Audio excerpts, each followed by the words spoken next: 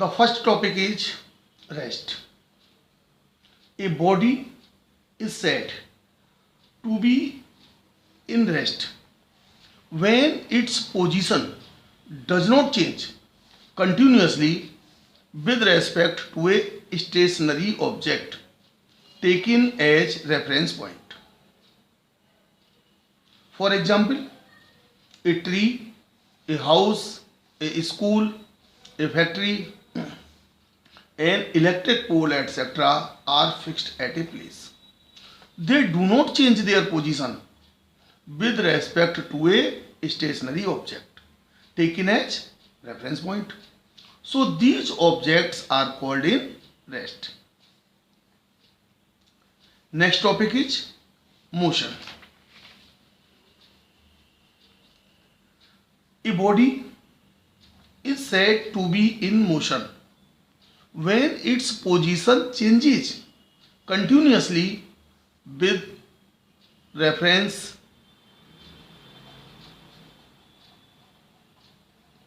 to a stationary object taken as reference point.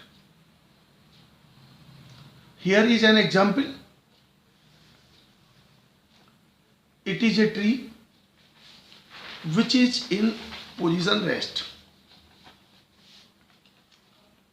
So we see in the figure a ball is near the tree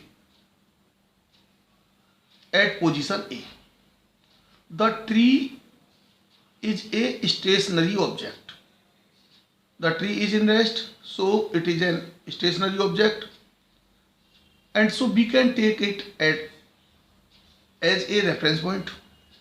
The ball moves and reaches the position at B in 5 seconds and again reaches at position C in 10 seconds. Next, explain. We see the figure. A ball is near the tree at position A.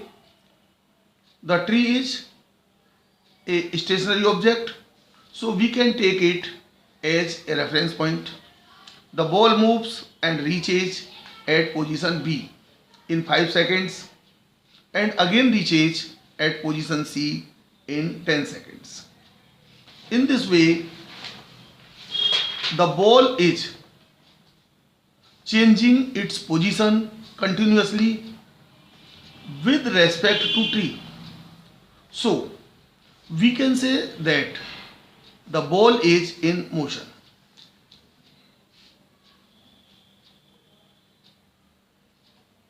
So we can say that जब किसी object की position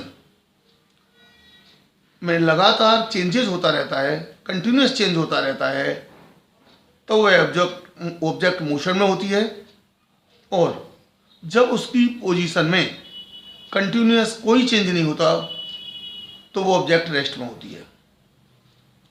in examples में tree, house, school की position में कोई change नहीं हो रहा है, इसलिए ये ऑब्जेक्ट रेस्ट में है. So these objects are said to be in rest. Moving car की पोजीशन में कंटिन्यूस चेंज हो रहा है, so we can say that the car is in moving position.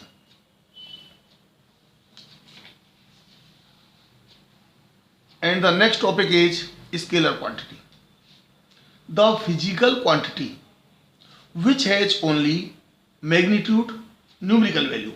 Magnitude means numerical value and has no direction is called a scalar quantity. जिस physical quantity में केवल numerical value या magnitude की need होती है, डायरेक्शन की कोई requirement नहीं होती, उसे हम स्केलर क्वांटिटी कहते हैं.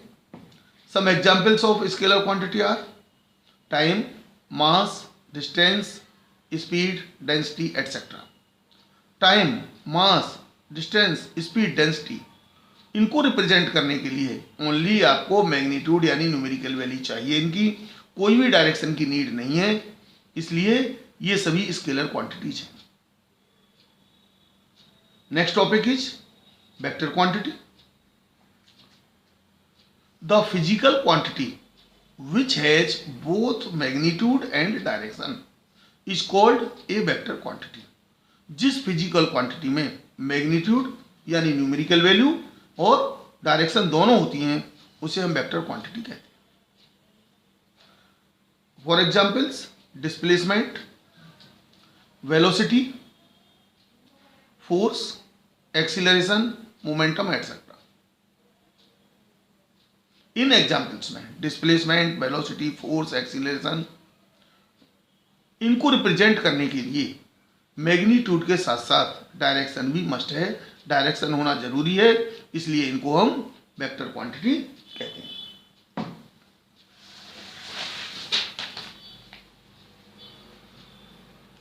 Next topic is distance. The distance covered bye a moving body is equal to the actual length of the path covered by it. Distance is a scalar quantity. Its SI unit is meter. Meter is denoted by small m. We take an example. Suppose a man goes A to B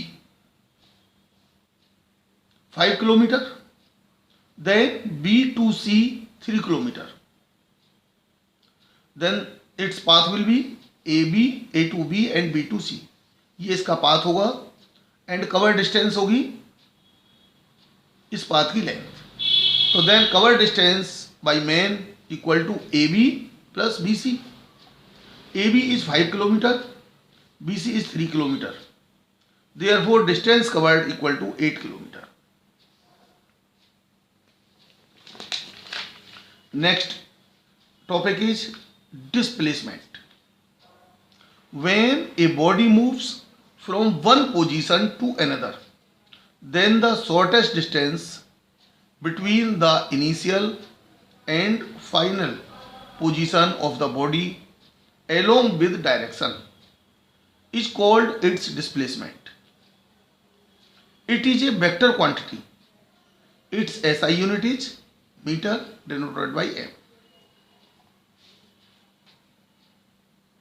Let us take an example. In the above example, जो ऊपर example था and this example, both are same examples. The initial position of man is A. Initial position, शुरू में man A पर था.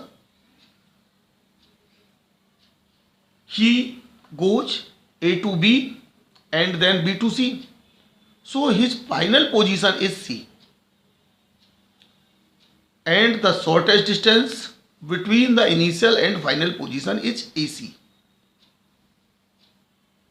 and AC is 4 kilometer. So the displacement is 4 kilometer, and direction of displacement will be A to C, towards C, from A to C.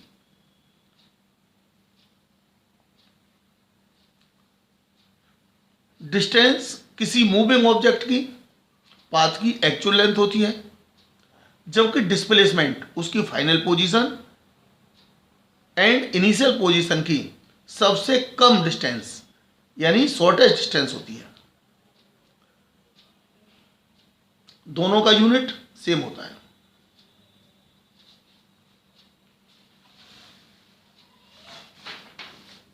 There are some differences between distance and displacement. So difference between distance and displacement. Distance is a scalar quantity when displacement is a vector quantity. Distance एक scalar quantity है क्योंकि इसमें only magnitude होता है, numerical value होती है, इसमें इसकी कोई भी डायरेक्शन नहीं होती. डिस्प्लेसमेंट में आपकी वेक्टर क्वांटिटी है क्योंकि इसमें मैग्नीट्यूड, इसकी न्यूमेरिकल वैल्यू और डायरेक्शन दोनों ही होती हैं. Distance is always positive. Distance हमेशा पॉजिटिव होती है, जबकि डिस्प्लेसमेंट में भी पॉजिटिव, नेगेटिव और जीरो. डिस्प्लेसमेंट पॉजिटिव हो सकता है, नेगेटिव हो सकता है या जीरो भी हो सकता है. its SI unit is meter. The SI unit of distance is meter, and SI unit of displacement is also meter. Distance is the actual length of the path covered by a body. Distance जो path cover किया है उसकी length है, but the displacement is shortest distance between the initial position and the final position of the body. किसी body के initial और final position के बीच की जो शॉर्टेस्ट डिस्टेंस है, सबसे कम डिस्टेंस होती है, that is known as displacement. Here is a example. In the given figure A, B, C, D is a square park. Side of park AB is 100 meter. A man starts from position A to B, B to C, C to D and D to A and reaches finally at A. Then after complete one round, he reaches at starting point A. The initial and final position of man is same, so there is no distance between his initial position and final position. Therefore displacement is 0. जब एक man A से B, B to C, C to D and D, A से शुरू करता है और लौटकर A पर आ जाता है, तो उसकी इनिशियल पोजीशन और फाइनल पोजीशन सेम हो गई, दोनों के बीच में कोई डिफरेंस नहीं है. देयरफॉर डिस्प्लेसमेंट 0 हो गया. अब now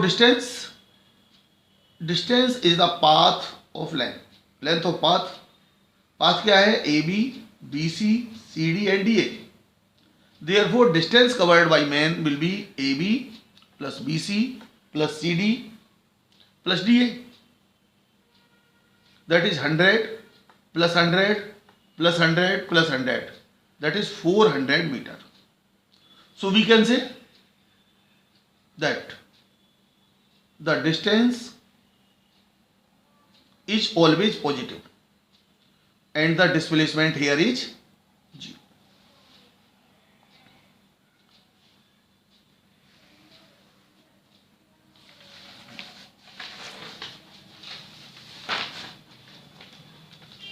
The next topic is uniform motion.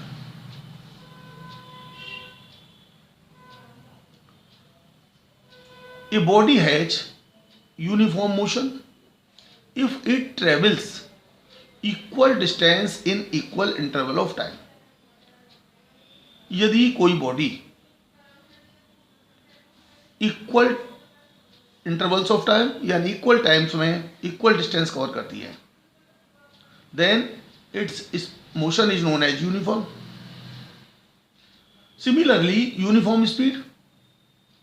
A body has uniform speed if it travels equal distance in equal interval of time. कोई भी object equal interval of time में इक्वल डिस्टेंस कवर करेगी तो उसकी speed भी uniform होगी. तो it means when जब किसी की मोशन यूनिफॉर्म है तो उसकी स्पीड भी यूनिफॉर्म होगी. Let us take an example. A car is position A.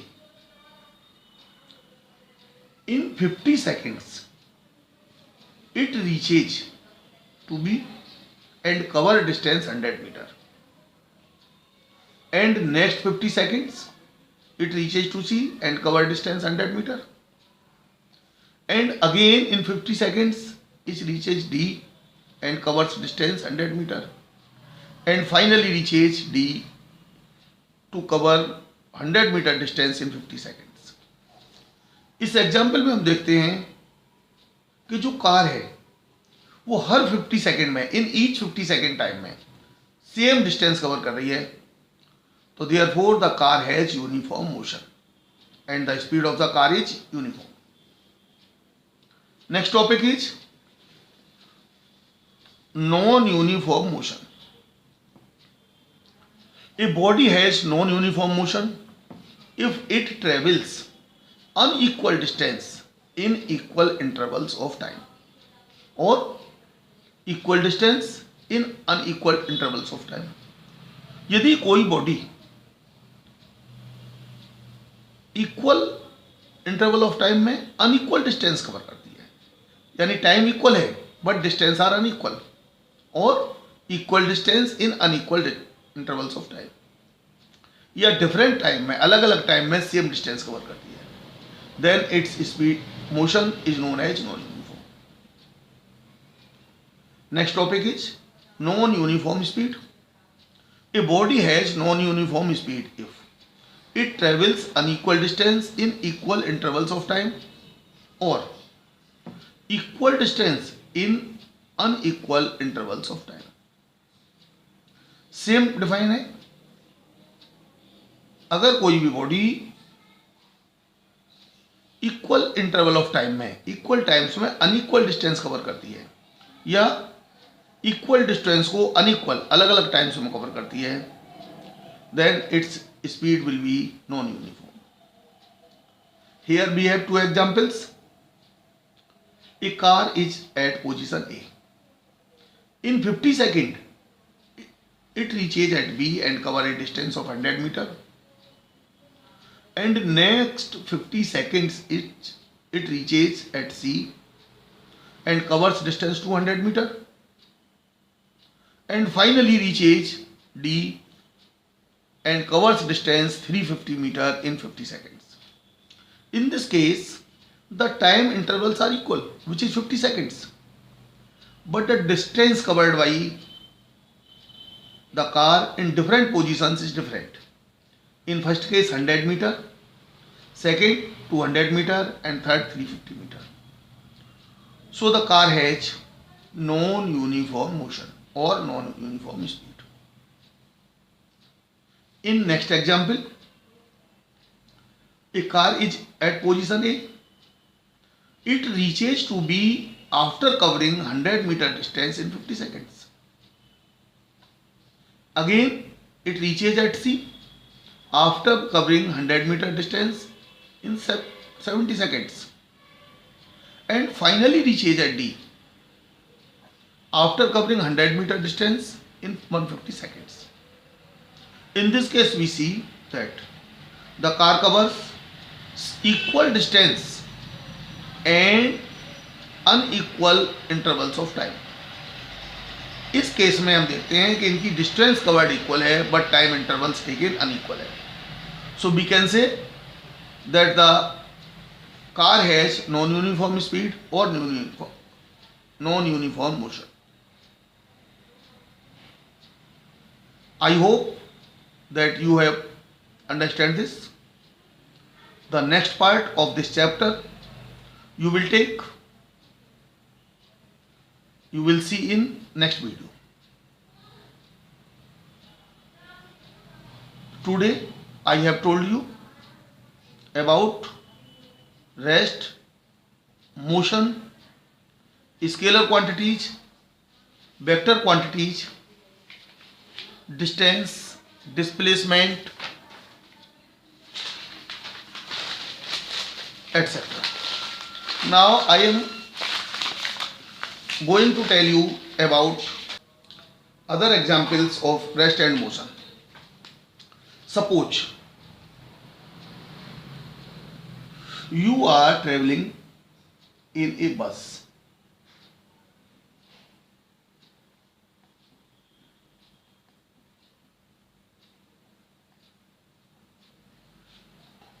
When the bus is moving, there is no change. It is passenger A and it is passenger B. There is no change between the positions of passengers A and B. So we can say that passenger A and B are in rest, and there is no change in the position of passengers with respect to the bus. So the passengers inside the bus and the bus both are in rest with comparison to each other. and the persons who are standing outside, जो person बाहर खड़े हुए हैं, and the trees which are outside. तो when the person which is standing outside sees that the bus and the passengers are moving and there is continuously change between the positions of passengers, bus and the person who is standing outside. So for the person who is standing outside, the bus is in motion. जो person बाहर खड़ा है जब वो देखता है तो उसके लिए तो बस क्या है, मोशन में है. बट जो पैसेंजर्स अंदर बैठे हुए हैं उनके एक दूसरे के साथ या बस के साथ पोजीशन में कोई चेंज नहीं है, इसलिए उनके लिए बस क्या है, that is in rest. So we can say that the rest and motion are comparatively quantities. एक पर्सन के लिए जो चीज रेस्ट में है वो दूसरे के लिए मोशन में हो सकती है. वी टेक अनदर एग्जाम्पल, अर्थ. अर्थ पर आपका हाउस है, ट्रीज हैं, पोल्स हैं, ऑल आर इन रेस्ट. अर्थ पर आपके हाउस हैं, ट्रीज हैं, पोल्स हैं. जब आप इनको देखते हैं you see these are in rest.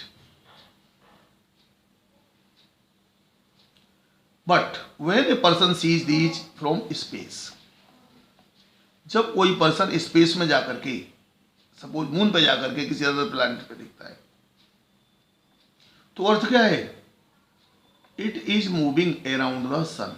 ये सन है, अर्थ इसके चारों ओर मूव कर रही है. यहां थे earth, after some time it will be here and after some time it will be here. When earth is moving, तो अर्थ के साथ साथ इस पर जो हमारा हाउस है, ट्रीज हैं, पोल्स हैं, वो यहां थे पहले, house, trees. After some time क्या हुआ, जब अर्थ यहां आ जाएगी तो ये ट्रीज और हाउस ये भी यहीं पर आ जाएंगे. And after again the trees and houses also reaches here. So the person who is in space, जो पर्सन आपका स्पेस से है देख रहा है, उसके लिए आपका ये अर्थ पूरी मूव करती हुई दिखाई देगी. आपका हाउस करता हुआ दिखाई देगा मूव, ट्रीज चलते हुए दिखाई देंगे अराउंड द सन. तो जब आप देखते हैं इसको अर्थ से, तो ये रेस्ट में थे. जब स्पेस से इस पर्सन ने देखे तो ये इसको मूव करते हुए दिखाई दिए. तो जो ऑब्जेक्ट एक पर्सन के लिए या एक जगह से मोशन में होती है, वो दूसरे पर्सन के लिए रेस्ट में भी हो सकती है. इसलिए हम कह सकते हैं कि rest and motion both are comparative, एक दूसरे के कंपेयर में होते हैं, किसी थर्ड ऑब्जेक्ट के उसके होते हैं, विद रेफरेंस होते हैं. I hope you have understand it very well and subscribe this video, this channel, to see other videos you will find after some days. Thank you.